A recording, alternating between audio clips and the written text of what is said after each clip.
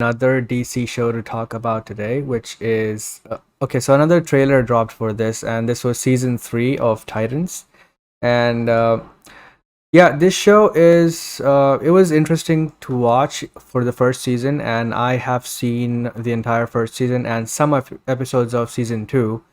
Um, I quite enjoyed season one, but I didn't think it was the best. I kind of expected it to be better, and I obviously didn't like what they did with the finale, and how they shifted that to season two. But I like some of the choices, and I don't like some of the choices they have made. And then I was watching season two, and as I was watching episode by episode, I just kind of felt bored and I didn't feel it was interesting enough for me to continue. So by the middle of season two, I just discontinued it, and I had never had the urge to go back and watch it. But yeah, I've seen season three, the trailer, and it looks interesting. Red Hood is in it, and I don't know exactly what storyline is going on right now, but um, yeah, it doesn't interest me enough to go back and watch it again. So, what did you think of it?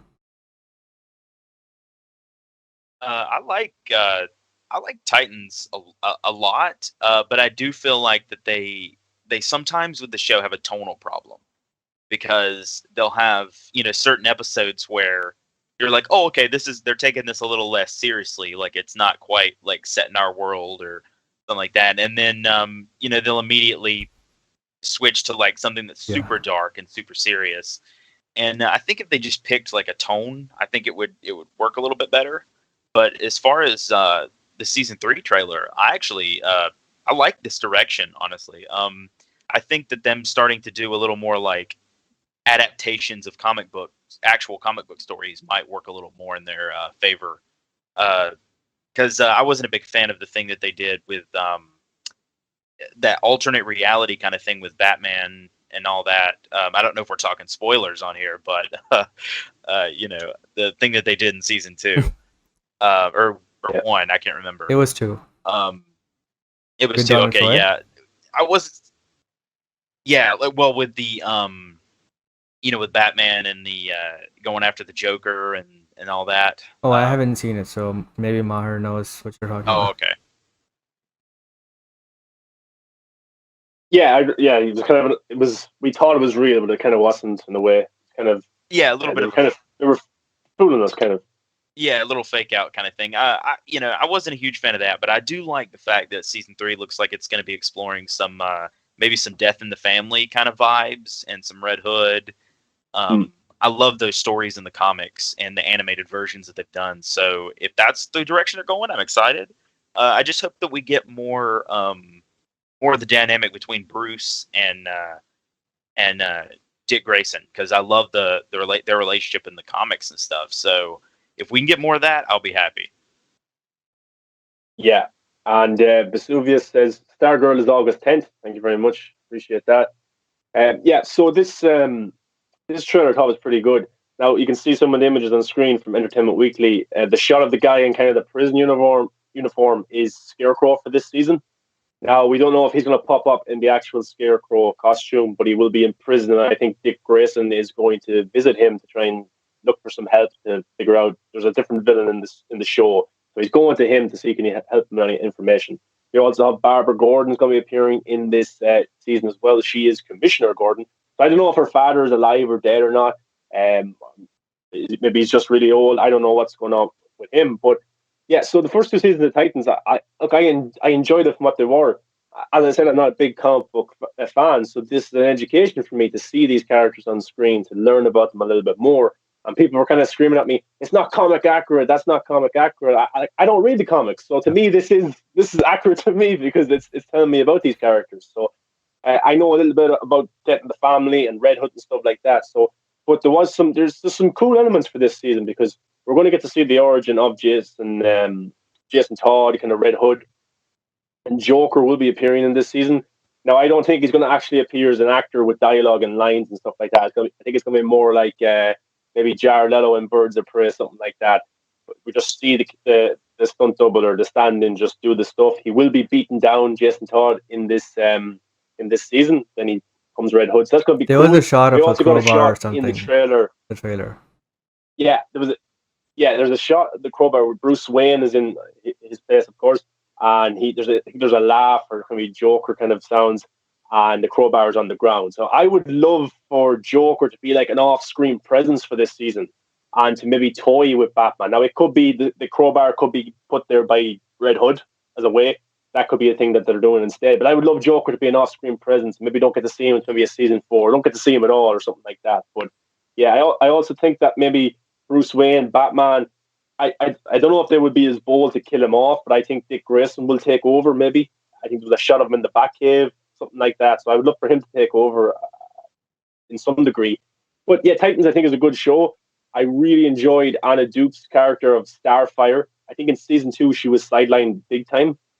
In season 1 I loved her dynamic with Dick Grayson and Raven and stuff like that. So I think in season 2 they went away from that, and I wasn't kind of too happy because I like seeing those characters together. So I hope in this season they're not as spaced out as season 2 and they're more together. And this season is more or less centered in Gotham City.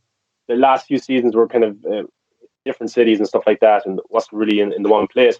This is going to be in Gotham, so I'm interested in that. Making to see more villains, and Krypto the dog is there, Superboy, Hank and Dawn. Their kind of relationship is kind of a little bit cracked at the minute as well. So look, I'm looking forward to this. This is coming. The first 3 episodes are dropping at once in August, and then weekly the rest of the episodes will come out. So yeah, the trailer I thought was pretty good, and it was dark enough as well.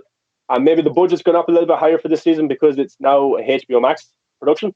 It's going to be premiering there, so that's going to be awesome to see. So yeah, I'm looking forward to seeing how this season goes, and if they can mess up the season finale 3 years in a row. Yeah. And Anna says, I wonder if we'll be seeing Oracle too. The whole dynamic with Joker in the story changes things. Yeah, that's a good point. Barbara Gordon is appearing now in a wheelchair. Joker's being brought in this season as well. Red Hood. So we'll see how that goes. Starfire versus her sister for the throne.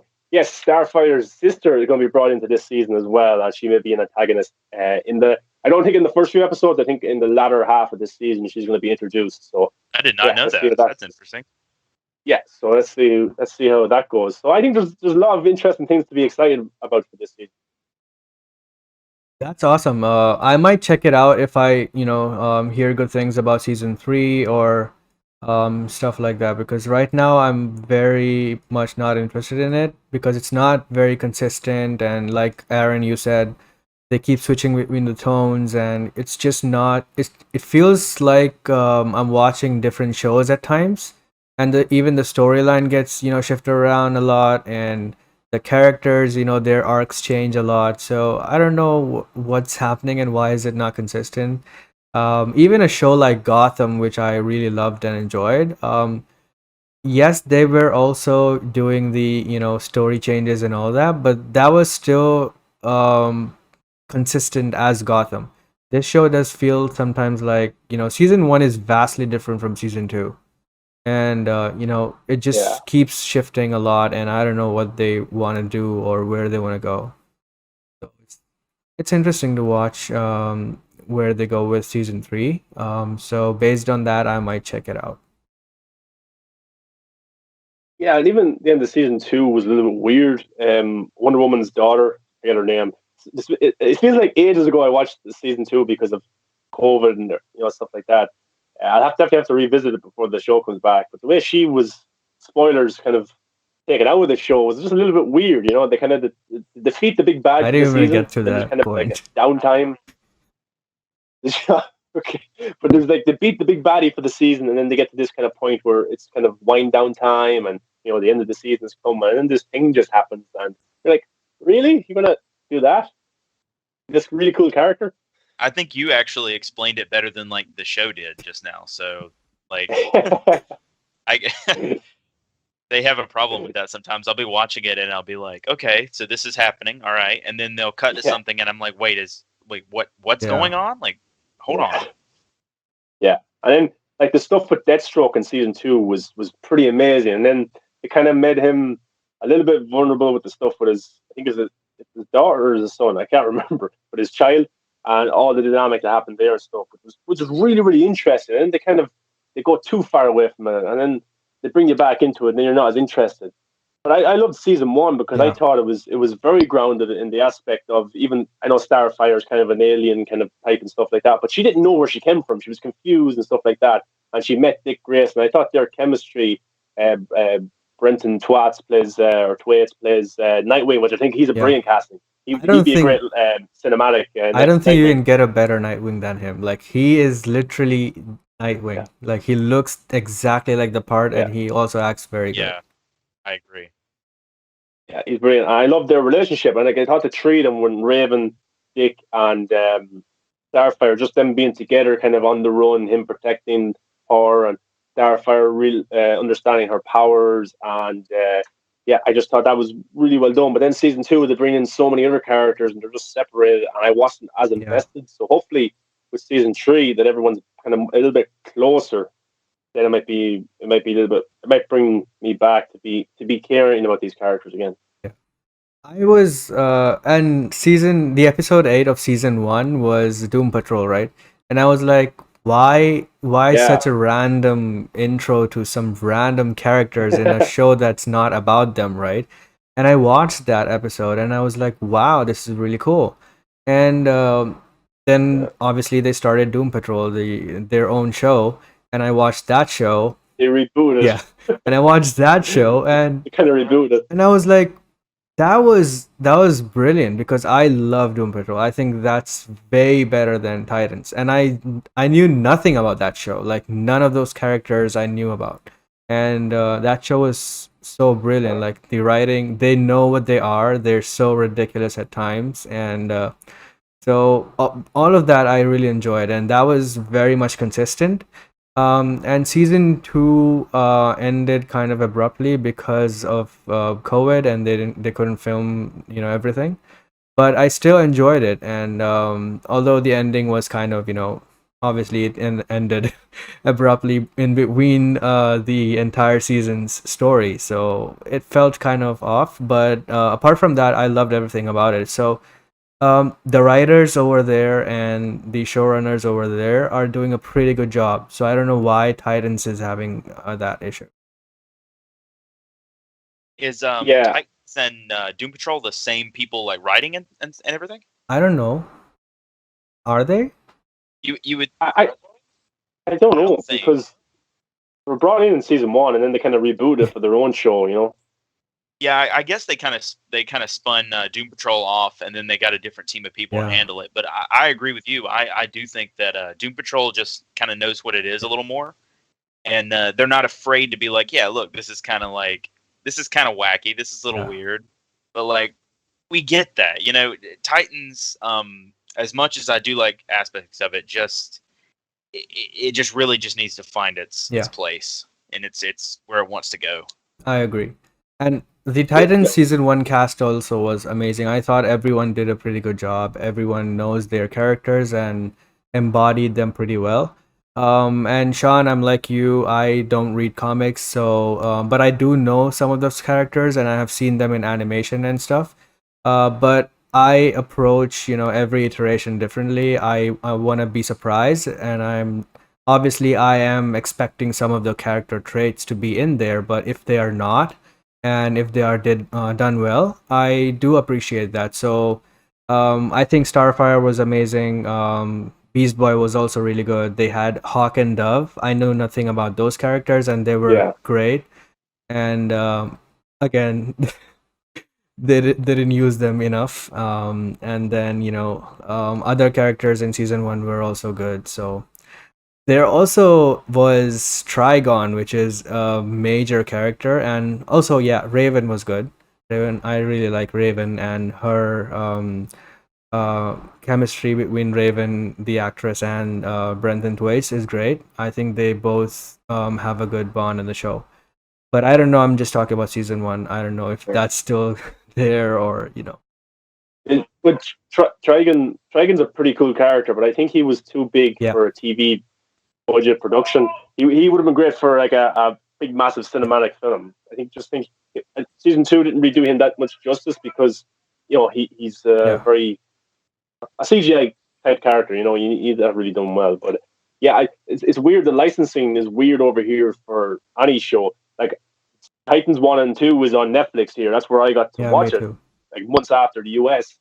And Doom Patrol isn't available here on Netflix. I think it might be on Amazon. I don't have Amazon right now, but it wasn't before. And the only place I looked, I can get it is Apple TV, where I have to buy the box set for the season. And then Swamp Thing is available on Amazon. That's where I watched that. So the licensing for all the shows is all over the place here. So it's hard to. I've still yet to see Doom Patrol, which I really want to see it because Brendan Fraser was in it. So.